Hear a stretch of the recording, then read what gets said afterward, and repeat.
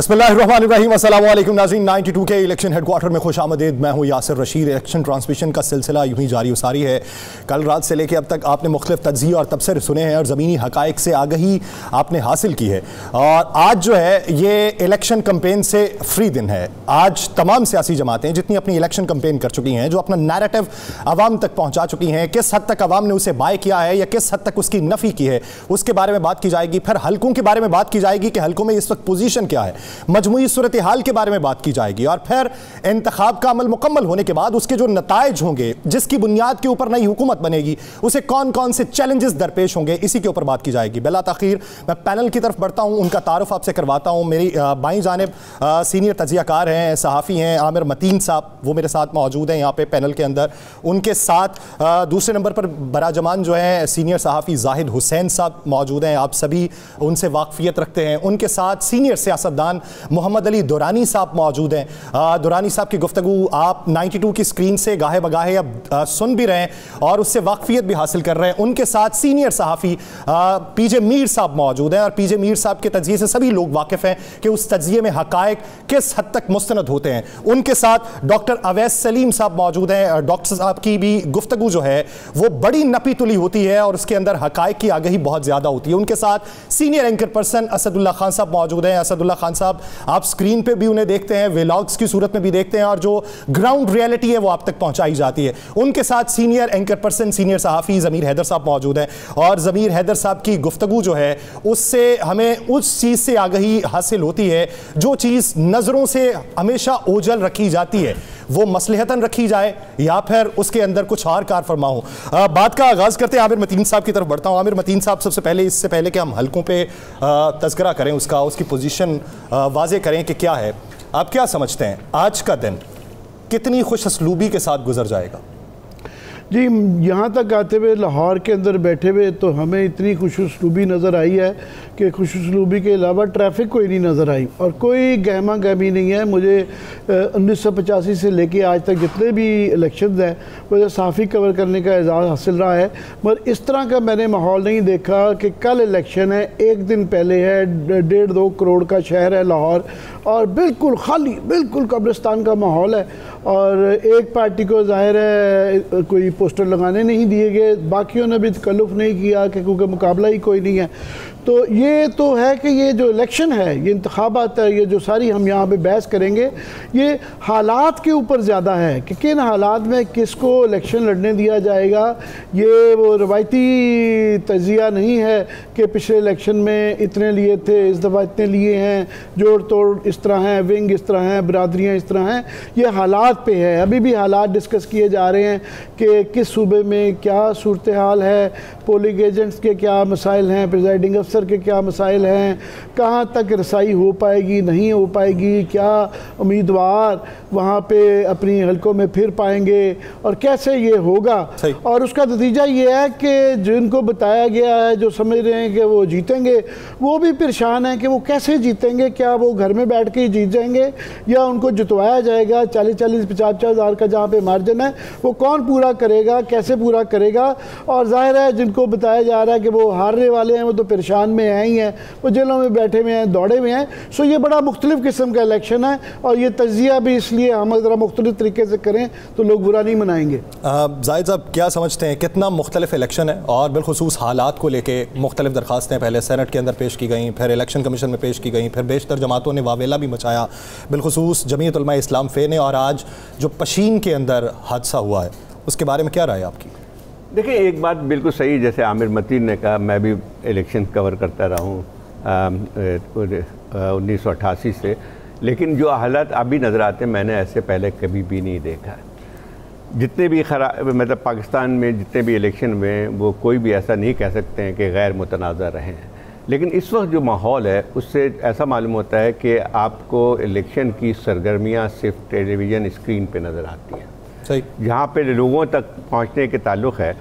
और जो रैलीज़ होते थे पहले लोगों घरों घरों में जाके जो है अपने इंतखाबी जो है वो उस पर करते थे, वोट मांगते थे, लेकिन वो आपको कुछ बिल्कुल नज़र नहीं आता है। उसकी वजह बहुत साफ़ है। देखिए, इस वक्त जो इलेक्शन जिस माहौल में हो रहे हैं उसी की वजह से हमें ये सारी चीज़ें नज़र आ रही हैं। आप किसी से भी पूछ लें उसको इस बात पे यकीन नहीं है कि जो वोट डालेगा या वोट डाल भी सकता है, उसको जो है उसके बाद जो तब्दीली आएगी वो किस हद तक उनको उनकी रिप्रेजेंटेटिव होंगे। मेरे ख्याल ये एक आम जो एक बदली कहते हैं, मायूसी कहें, वो आपको फ़िज़ा नज़र आती है। उसी का असर जो है आपके इलेक्शन पे भी पड़ रहा है। देखिए, पाकिस्तान की तारीख़ में बहुत सारे इलेक्शन ऐसे भी हुए हैं जहाँ पार्टियों को इजाज़त नहीं थी। 1985 का इलेक्शन था जब ज़िया-उल हक़ ने सोचा था कि पीपल्स पार्टी को उस पर नहीं आने देना है, तो नॉन पार्टी इलेक्शन हुए थे। लेकिन अब मुझे आमिर मतीन को भी याद होगा कि जो है वो जो पार्लियामेंट वजूद में आई थी और उसमें हुआ ये था कि उस इलेक्शन के नतीजे में ज़िया-उल हक़ के जितने भी जो ओपनिंग खिलाड़ी समझे जाते थे वो सब हार गए थे और बहुत गहमा गहमी थी और वो बड़ी ही एक भरपूर किस्म की असम्बली थी। वो जो मैं समझता हूँ कि बल्कि अगर ऐसे मुआवजा करें आप मुख्तलिफ असम्बली की, तो मुझे लगता है सबसे डायनेमिक असम्बली जो थी वो उस दौर में बन के आई थी। और पहला शौक तो उसमें उस वक्त पहुँचा था जबकि स्पीकर के इलेक्शन में ही अपसेट हो गया था, फ़खर इमाम इलेक्ट हो गए थे ख्वाजा सफदर के मुकाबले में। तो वो ये तमाम चीज़ें जो थी नज़र आती थी कि एक सियासी, बावजूद तमाम पाबंदियों के, एक सियासी सरगर्मियाँ नज़र आती थी। लेकिन अब ऐसा मालूम होता है कि ये इलेक्शन पहले से, ये लोगों का तासुर यही है और मेरे ख्याल एक हद तक सही है कि एक डिसीजन पहले से हो चुका है कि इलेक्शन के नतायज क्या होंगे। और उस वक्त जो है फिर आपको, अब मैं समझता हूँ कि टेलीविज़न पे भी आप लोगों को देखेंगे तो बहुत ही मुहतात तरीके से बात की जाती है।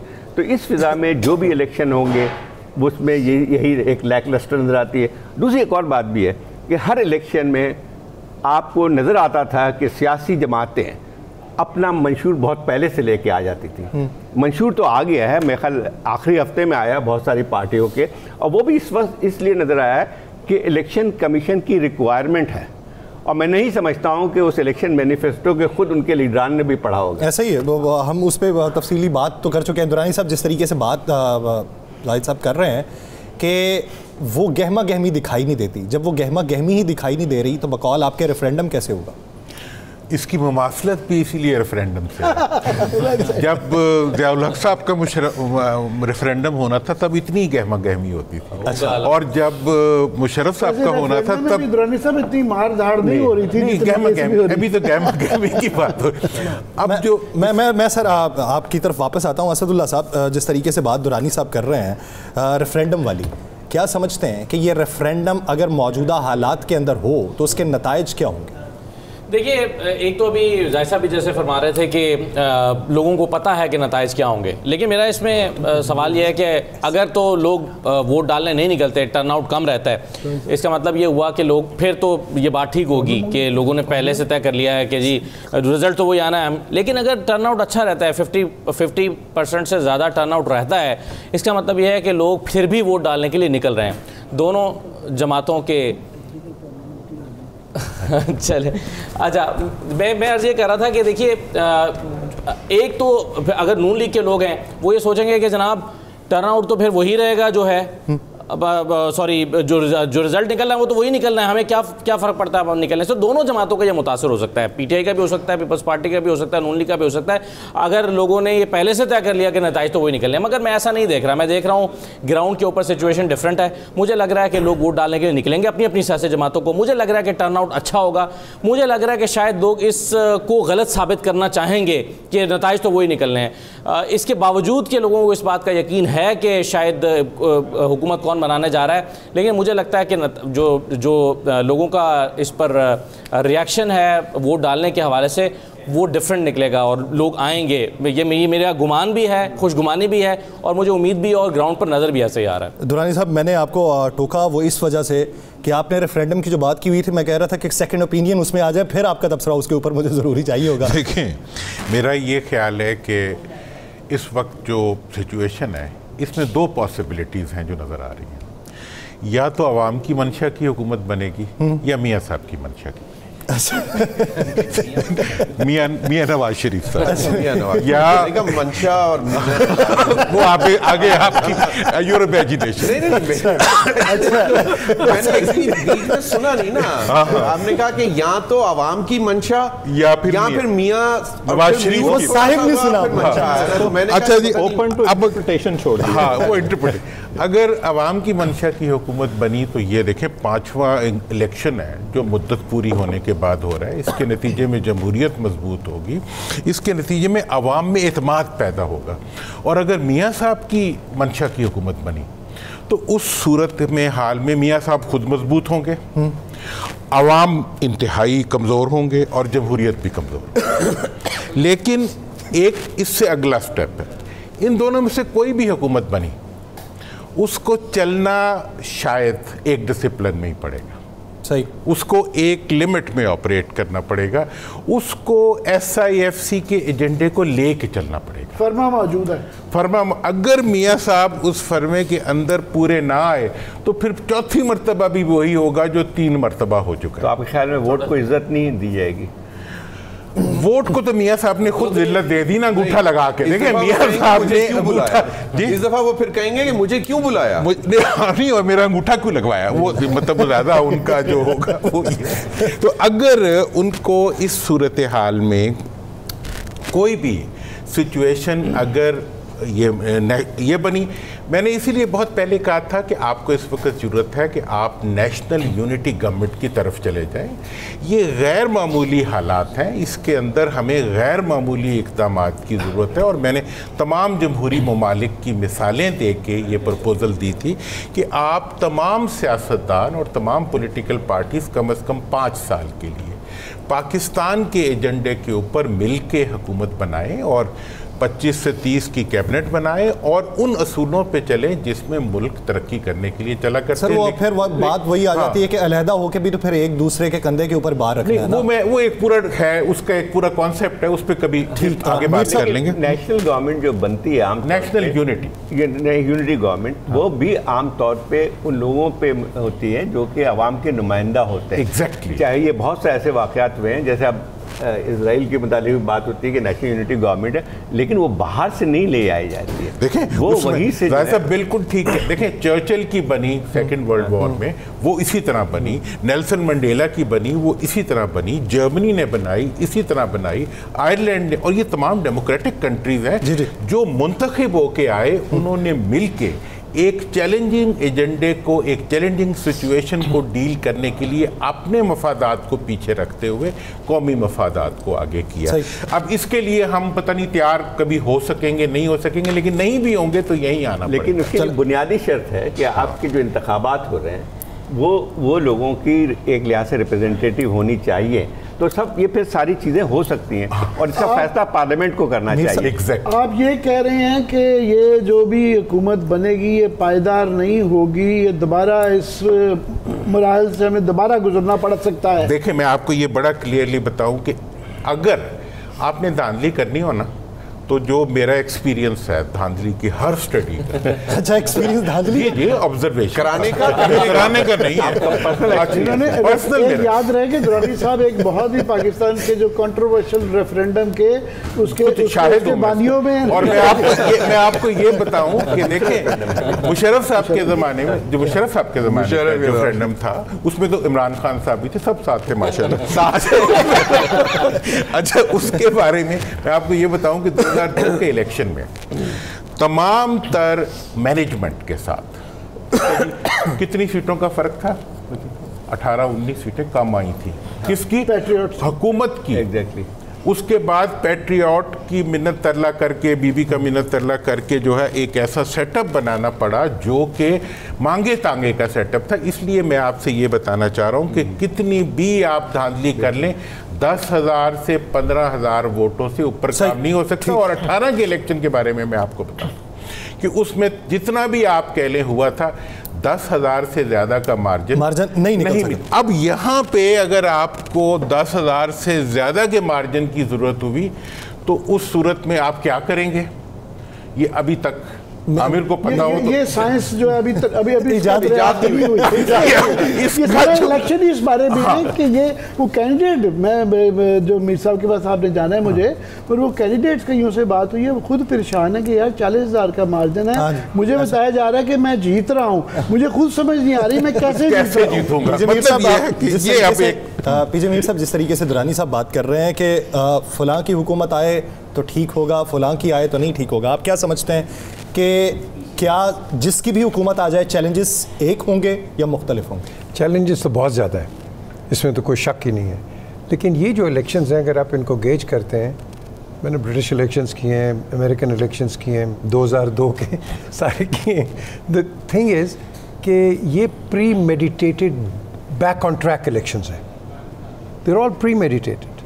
आप एक पार्टी को बाहर निकाल देते हो and then you shout democracy, वो फिर डेमोक्रेटिक इलेक्शंस नहीं होते हैं। दुरानी साहब ने बड़े डेमोक्रेटिक मुल्कों के एग्जांपल्स दिए हैं, but they are democratic, we are not, that is the difference. और क्यों नहीं? Because of our let's say regional situation, India का ले लो, अफ़गानिस्तान का ले लो, then of course Americans you know जो जहाँ वो इंटरवीन करते हैं, सो एंड फोर्थ। देखें ये जो इलेक्शंस आपके होंगे, इसके अंदर जो मर्जी कर लें, अभी आप रिटोरिक सारे सुन रहे हैं कि मैं उसके साथ नहीं बैठूंगा, मैं इसको नहीं दूंगा, आई वॉन्ट। जब आप लफ्ज़ इस्तेमाल कर लेते हैं लेवल प्लेइंग फील्ड, आपने इलेक्शंस को डाउन एंड अंडर कर दिया। बिकॉज जब आप इलेक्शंस में जाते हो, you do not have the slogans I want level playing field, because you are doubting the elections right from the start. तो उन्होंने प्रीएम्प्ट अपना कर दिया इलेक्शंस के बाद, हम तो पहले आपको कह रहे थे ये, फिर बैठेंगे नहीं किसी के साथ। देखें ना, आपके पास एक फेसलेस पार्टी है, वो फेसलेस पार्टी जो है दैट इज़ इंडिपेंडेंस। अब आपका जो इलेक्शन ये है, people of Pakistan versus the political parties of Pakistan, ऐसे that is what the election is. ये जो दो आपके जो बैठे हुए यू नो कंटेंडर्स, ये तो पीडीएम में भी साथ थे अलायंस के अंदर, अब अलग हो गए हैं तो एक दूसरे की गलतियाँ निकाल रहे हैं। मैं साथ नहीं बैठूंगा, ओके मैं नहीं बैठूंगा, तो फिर मुझे बताएं कि आपकी क्या फोर्स्ड मैरिज की कराई जाएगी, जो आपने पहले भी पिछले भी कोलिशन में किया था। मैं तो नवाज शरीफ के साथ वापस आया था, when he told me in the plane कि ही इज़ गोइंग आउट, तो मैंने कहा जी क्यों, मैं इनके साथ नहीं चल सकता हूँ, exact words. Now the thing is, आपकी रंजिशें जो पुरानी हैं वो दबी हुई हैं, स्केल्टन्स आर देयर, हम स्केल्टन्स को रगड़ रहे हैं। बातें बड़ी हो रही हैं जी, कोहेजन होनी चाहिए, इनकी बात बिल्कुल सही है, we need a national unity. Unity आपके पास है कोई नहीं, बातें हम थ्योरेटिकली बड़ी करते हैं। तो इस यूनिटी को इम्प्लीमेंट कौन करेगा यूनिटी को, that is the major question. बाकी सिस्टम फेलियर है, इलेक्शन फेलियर है, हम सारी मतीन साहब सारी बातें करते हैं, ये सारे हम बैठ के करते हैं, हम अपने पॉलिटिकल फेलियर्स को हाईलाइट करते हैं। Have we ever highlighted a development? यार आफ्टर ऑल पाकिस्तान चल तो रहा है ना, ऐसे ही we do not highlight you know a development, political failures. Sir अब आप इलेक्शन फेलियर हमारे इलेक्शन कैंपेन में भी दूसरों के ऊपर बैशिंग से ही आप अपनी कैंपेन चलाते हैं। देखें हमारे यहाँ ज्यादा डेवलपमेंट पर्सनल डेवलपमेंट होती है, एसेट्स की development, and this has been the most vigorous campaign of accusations. देखिए एक जहाँ तक एक्यूजेशन का ताल्लुक है, वो तो इलेक्शन का एक हिस्सा होती है, मतलब आप उससे अलहदा नहीं कर सकते। लेकिन जो दुनिया के और ममालिक में होते हैं, उसमें अपना प्रोग्राम भी किया जाता है, उसके मुतालिक भी बात होती है कि हम कि वो पार्टी जो है ये आज आके क्या करना चाहती है। लेकिन यहाँ पे वो चीज़ नज़र नहीं आती है। यहाँ पे सारी कैंपेन पर्सनलाइज्ड है, ये बिल्कुल सही बात है। लेकिन अगर फ़र्ज़ की पर्सनलाइज तो हर जगह होती है कि लोगों ने, लेकिन मसला ये कि उसके साथ साथ अपना प्रोग्राम भी होता है। यहाँ प्रोग्राम तो गायब है, बिल्कुल आवाम भी तो गायब है। डॉक्टर अवैस साहब, आप क्या समझते हैं कि मौजूदा सूरत हाल में जितनी भी इलेक्शन कैंपेन चली, मुख्तलिफ पार्टीज़ ने चलाई, आज़ाद उम्मीदवारों को एक साइड पर निकाल दें, वो कुछ चला सके कुछ नहीं चला सके, जितनी कैंपेन्स चली हैं, कौन सी ऐसी सियासी जमात दिखाई देती है कि जिसकी कैंपेन आपको आवाम की तर्जुमानी करती हुई दिखाई? देखें, इसका जवाब जो है ना, जो आप थोड़ी देर पहले रेफरेंडम का और इलेक्शन का कंपैरिजन करने की कोशिश कर रहे थे, उसमें है। जब भी हमारे यहाँ रेफरेंडम होते रहे हैं तो उसके अंदर मंशा ये होती थी, और मंशा से मेरी मुराद सिर्फ मंशा है, उसका लोगों ही मतलब लिया जाए कि टर्नआउट दिखाया जाए, ये दिखाया जाए कि बहुत ग्राउंड स्वेल है, लोग बहुत हिमायत कर रहे हैं, बाहर निकल रहे हैं। इस दफ़ा जो फ़र्क है वो रेफरेंडम शायद उस तरह का तो है कि सिलेक्शन हो रही है, लेकिन शायद जो ज़िम्मेदारान हैं उनकी मर्ज़ी यह है कि लोग बाहर ना निकलें, क्योंकि जो जिस तरफ असद इशारा कर रहे थे कि अगर आपका टर्नआउट ज़्यादा हो जाता है और आप 85 के इलेक्शन में पीछे चले जाएं, तब भी ये हुआ था कि जब लोग बाहर निकल आते हैं और लोगों के अंदर ये ड्राइव होती है कि हमने जो फैसला किसी ने कहीं किया हुआ है उसको बीट करना है, तो फिर चीज़ों को मैनेज करना मुश्किल हो जाता है। 10,000 वोटों के फ़र्क का यहाँ पे जिक्र हुआ, मेरा बैकग्राउंड जो है वो देहात का है और हमने ये देखा है कि लोग जब बाहर निकलते हैं तो फिर चीज़ें किसी के काबू में नहीं रहती हैं उस तरह से। सो इस दफ़ा मेरा ख्याल है कि शायद मर्ज़ी यही है कि लोग उस तरह से बाहर ना निकलें ताकि मैनेजमेंट आसान हो। जैसे शुरू में आमिर भाई भी बात कर रहे थे कि आपको ना कैंपेन उस तरह नज़र आती है ना लोग उस तरह नज़र आते हैं। दूसरा जो इसमें बड़ा मसला है ना, 85 के इलेक्शन में पीछे तारीख़ में जाने की थोड़ी सी कोशिश कर रहा था जब ये सारी बात हो रही थी। 85 के इलेक्शन 70 के इलेक्शन के 15 साल के बाद हुए थे। उसके बीच में हमने 11 साल की आमरीत गुजारी थी। 70 के इलेक्शन में लोगों के अंदर एक ड्राइव थी और फिर उस आमरीत ने लोगों के अंदर एक और तरह का जज्बा पैदा किया जो 85 के इलेक्शन में फिर आपको मैनिफेस्ट होते हुए नज़र आया, फिर 88 में नज़र आया। 85 के बाद अब आप देखें तो तकरीबन 38 साल हो गए हैं। हर इलेक्शन में लोगों का जो वो ख्याल था कि तब्दीली हमारे वोट से आ सकती है, वो आहिस्ता आहिस्ता करके कम होता गया है। अब आप लोगों से बात करते हैं तो लोगों के अंदर एक मायूसी होती है कि जी हम वोट दे भी दें तो क्या फ़र्क पड़ेगा, फ़ैसले तो पहले से हो गए हैं। कैंडिडेट भी यही बात करते हैं, उनके जो हिमायती हैं वो भी यही बात करते हैं, वोटर भी यही बात करता है। तो उसमें फिर आप जब इलेक्ट्रेट के अंदर ऐसी मायूसी होगी तो फिर आप जो कैंपेन ढूंढ रहे हैं या उनका इलेक्शन के अंदर वो एक जोश व जज्बा ढूंढ रहे हैं वो तो आपको नहीं मिलेगा। दूसरी बात जो है कि जब आपकी कैंपेन हेट पे और एंगर पे और ईगो पे बेस्ड होगी ना, तो उसमें फिर आप जो यूनिटी ढूंढने की कोशिश कर रहे हैं वो आपको नहीं मिलेगी। ऐसे ही। और इससे पहले कि आप आगे जाएं, बिल्कुल ठीक बात की जाहिद साहब ने कि प्रॉमिसेस सब करते हैं, रोड मैप किसी के पास नहीं है। पिछले 3 इलेक्शंस में हम तीनों पार्टियां देख चुके हैं और कंसिस्टेंट पैटर्न है। पीपल्स पार्टी आई, मुस्लिम लीग नून आई, पीटीआई आई, सब ने इसी तरह के वादे किए। हुकूमत में आके कहा कि हमें तो अंदाज़ा ही नहीं था कि मसाइल इतने जो हैं वो गंभीर होंगे। बाकी वोट को इज़्ज़त दो का नारा आपने अभी लगाया और उसका मतलब पूछा, वो शहबाज शरीफ साहब ने हमें समझा दिया है कि वो जो वोटर हमें इज्जत देता है उसकी हमने इज्जत करनी है। तो मैं ये सोच रहा था कि उन्होंने मरी में जिस तरह मरियम बीबी ने कहा कि अगर हम हमें वोट देंगे तब गैस मिलेगी, बिल्कुल अगर एक लगाव एहसास। तो इसका मतलब ये है कि जो वोटर आपको वोट नहीं दे रहा उसकी आपने इज्जत नहीं करनी और उसके लिए आपने कुछ नहीं करना। और अगर हम उसकी सुपरलेटिव डिग्री पे चले जाएं, थोड़ी सी अपने परवाज़ तख़य्युल को हम जहमत दें, तो क्या इसका मतलब यह है कि जो आपको वोट दिलवा रहा है फिर उसकी भी बहुत इज्जत करनी है, बल्कि लोट पोट ही हो जाना। इज्जत उसी की होती है, उसी की होती है। आपके जैसे ज़मीर से मैं देने वाला हाथ लेने वाले हाथ, मैं चाह रहा हूँ उसी डायरेक्शन में कर दी जाए। बिल्कुल जो एक तासुर हम सब दे रहे हैं जो कि है सूरत हाल हमें नज़र आ रही है कि गहमा गहमी नहीं है, मायूसी है। वो द टाइम लोग का एहसास हो रहा है कि उनकी नुमाइंदगी नहीं हो रही, उनके मसाइल का हल इलेक्शन से नहीं निकल रहा। पर उसके बावजूद यहाँ हम बैठे तजिया कर रहे हैं। अभी भी ये इलेक्शन है। पहले इलेक्शनों में कम से कम जो निकाली जाती थी सबको पता होता था कि इसने दोबारा नहीं आना, सवाल नहीं होता था, सिर्फ ये देखा था जिसको लाया जा रहा है कितने मार्जिन से वो जीतेगा, वो सिंपल मेजॉरिटी लेगा, 2/3 मेजॉरिटी लेगा। इसमें भी इसके बावजूद तमाम हकाइक के बावजूद इस वक्त तजिया है। ये हम सब बहस कर रहे हैं कि हो सकता है अभी भी कहीं ना कहीं किसी ने उम्मीद लगाई हुई है कि टर्नआउट ज़्यादा हो जाएगा, शायद अपसेट हो जाएगा, लाहौर की बड़े बड़े बुर्ज हिल जाएंगे, फलानी जगह ये हो जाएगा। तो ये इसके बावजूद ये दोनों पैरेलल चीज़ें चल रही हैं। एक तरफ ये गहमा गहमी का ना होना, एक तरफ ये इलेक्शन होना। ये एक बिल्कुल सवाल खड़ा है इसका। पहली दफ़ा मैं समझता हूँ जितने लेके 85 से आज तक इलेक्शन, वो सारे ही इस इलेक्शन थे। पता होता था कि इस हुकूमत ने नहीं आना, ये क्लियर होता था कि इसने नहीं आना जिसको निकाला गया है। इस दफ़ा वो जेल में है, सब कुछ है, मगर उसके बावजूद क्वेश्चन इज देयर। लेकिन आमिर एक और चीज़ है, देखें मैंने प्राइम मिनिस्टर हाउस में ऑन रिकॉर्ड में कहता हूँ, मैंने कहा इमरान यू सेड कि मैं अंदर आके हर चीज़ कर दूंगा, ये माफिया को ख़त्म कर दूंगा। You sitting here, he was sitting on the prime minister chair. मैं कहा ये क्यों नहीं तूने किया? वो तुझे पता ही नहीं है, मैं तो बाहर माफिया का कर रहा हूँ, मेरे तो अंदर इतना बड़ा माफिया पड़ा हुआ है। अब आप ये प्राइम मिनिस्टर सिटिंग आपको कह रहा है कि अंदर इतना बड़ा माफिया पड़ा हुआ है। सर यहाँ डिलीवरेंस की प्रॉब्लम है, कॉम्पिटेंस की प्रॉब्लम है एंड कॉम्प्रोमाइजिंग की प्रॉब्लम है।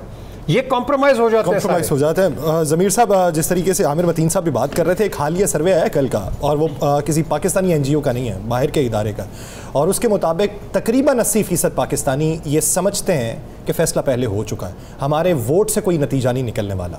जब ये बात होगी तो उसका असर टर्न आउट पे कितना पड़ेगा? देखिए, है फियर है इस बात का कि जी मतलब डिसाइडेड है तो फिर क्या करना, क्यों जाना वोट।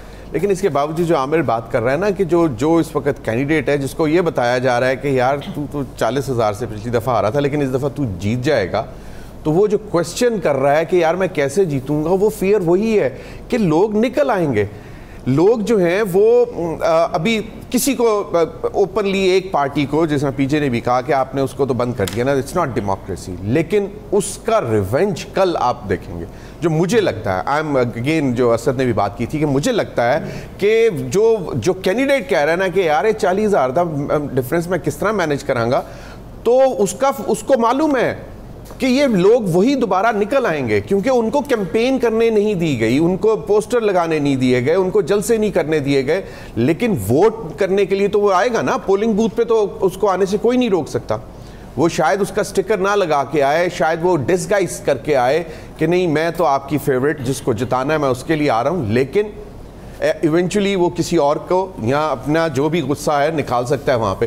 तो वो एक फैक्टर है बेसिकली जिसकी वजह से जो कैंडिडेट्स हैं, जिनको बताया जा रहा है कि भाई आप जीत रहे हो, उनके अंदर से खौफ नहीं निकल रहा। सबसे इम्पोर्टेंट एक चीज़, सॉरी, आपने जो बात की थी, जो नेशनल यूनिटी गवर्नमेंट, माजरत से मोहम्मद अली दुरानी साहब, वो पाकिस्तान में सिर्फ सिलेक्ट हो सकती है, इलेक्ट नहीं हो सकती। नेशनल यूनिटी, और फिर वो जो और वो इलेक्ट होने के बाद भी सिलेक्ट ही हो और फिर वो ही डिसिप्लिन में भी रह सकती है, जो आपने जो बात जिक्र की फार्मूला होगा। इसमें जो एक बात की है ना वोटर के बारे में, मैं एक बात मुझे अंदेशा है कि वो वोट अगर पॉजिटिवली ना यूज हुआ तो नेगेटिवली भी यूज हो सकता है, कि वो कहेंगे शेर नू नहीं पाना, ठीक है, या किसी उसको नहीं डालना। साहब आपने ओपनली कह दिया शेर नू नहीं पाना। नहीं, मैंने तो किसी को नहीं डाला, आप बकरी को नहीं डालना, घोड़े को नहीं। असद साहब, आप क्या समझते हैं कि 2018 के इलेक्शन में बेशुमार हल्के ऐसे थे जहां पे बहुत ज्यादा फर्क नहीं था, 1000 के वोटों का फर्क था जी, और बहुत सारे हल्के ऐसे भी थे, 14 में गिर रहा था, टू बी प्रिसाइज 14 हल्के थे जहां पे मुख्तलिफ पार्टियां हारी जीती, 1000 से कम मार्जिन, और 10,000 का भी जो मार्जिन है वो भी काफी ज्यादा हल्के थे। तो अब की बार ये गेम उलट होते देखते हैं। देखिए, आप 2018 के इलेक्शन पर जाने से पहले ना 2022 का जो 17 जुलाई का इलेक्शन था उसमें जाएं, उसमें ज़्यादातर सीटों में 25-25, 30-30 हज़ार वोटों के फ़र्क से सीटें जीती थी। और देखिए उसमें बाई इलेक्शंस में, और ये झंग की दोनों सीटें आप देख लें जो MP की सीटें थी, 25-25, डेरा गाजी खान की सीट, फैसलाबाद की जो है वो सीट, चकझुमरा की सीट, अली अफजल शाही की सीट, तो ये 25-25, 30-30 हज़ार वोटों के फर्क से, और जहाँ पर जो उम्मीदवार हारता हमें नजर आता, हमारी असेसमेंट थी ये तो हार जाएगा जैन कुरैशी भी 10,000 वोटों से जीत गया। नुमान लंगड़ियाल जो है वो हमें लग रहा था उसको तो कोई हरा नहीं सकता, वहाँ पर एक आम से कैंडिडेट ने पहली मरतबा खड़े होकर मेजर साहब ने उनको शिकस्त दे दी। तो ये सब कुछ उस वक्त हुआ था जब लोगों ने उस बात को मानने से इनकार कर दिया था कि देखें रिजल्ट तो वही आना है जो होगा। उस वक्त भी ये फील थी कि जी रिजल्ट तो वही आना है, क्योंकि ये सब कुछ हो गया है, इनके साथ हुकूमत नहीं है, इनके साथ सिस्टम नहीं है, इनके साथ सपोर्ट नहीं है, तो रिजल्ट तो आएगा। लेकिन लोगों ने गलत साबित किया। मुझे ग्राउंड फील लेने के बाद ये अंदाज़ा होता है कि लोग कल निकलेंगे। बहुत सारी जगहों पर मेरी कल कुछ जगहों बात हो रही थी, उन्होंने कहा जी साढ़े पिंड ने तय किया है कि नाश्ता बाद जो करना है वोट पहले पाना। तो इस तरह की चीज़ें जो है वो लोग अगर इस टर्नआउट अच्छा 50%, जैसे मियां साहब ने कहा था कि पावे बाद में खाना पहले वोट डाल के मैं इसमें ऐड कर दूं एक कि ये जो कहा जा रहा है ना टर्नआउट के हवाले से कि जनाब लोगों की आप बात कर रहे हैं, लोगों के अलावा आप गौर करें तो एक बहुत बड़ी तब्दीली और आई है कि पाकिस्तान के जो बड़े तरीन सियासी ख़ानदान हैं जो कि 200-250 साल से वो हमेशा इस्टेब्लिश्ड ऑर्डर के साथ चलते हैं, वो wrong side of the establishment नहीं आए। जैसा कि परवेज़ इलाही साहब 60-70 साल से उनकी क्लियर पॉलिटिक्स थी, वो एकदम से वो देखें वो बच्चे गुएरा बन गए हैं। शाह महमूद कुरैशी साहब 250 साल से उनका ख़ानदान जो है राइट साइड पे रहता था, वो एकदम वो क्यों इस तरह के बेताशा ख़ानदान है, पहली दफ़ा उन्होंने जो मज़ामती सियासत कर रहे हैं, मेरा ख्याल ये नहीं है कि उनके अपने सिर्फ ऊंचे विचार की वजह से उनको अपनी सियासी बका नजर आ रही है। इसमें हमारा सियासी सर्वाइवल है, कम से कम हमारी नेक्स्ट जनरेशन का। शाह महमूद कुरैशी साहब अपने बच्चों के लिए छोड़ के जा रहे हैं, परवेज़ इलाही साहब भी अपने बच्चों के लिए छोड़ के जा रहे हैं कि इनका कुछ ना कुछ ना बनवा। ठीक सर, इस पे एक ब्रेक लेनी है, ब्रेक लेने के बाद नाज़रीन वापस आते हैं, इसी के ऊपर गुफ्तगू की जाएगी कि सियासी बका जो है वो किस हद तक कायम रहेगी, और फिर हलकों के ऊपर डिस्कशन जाएगी। एक ब्रेक के बाद कहीं नहीं जाएगा।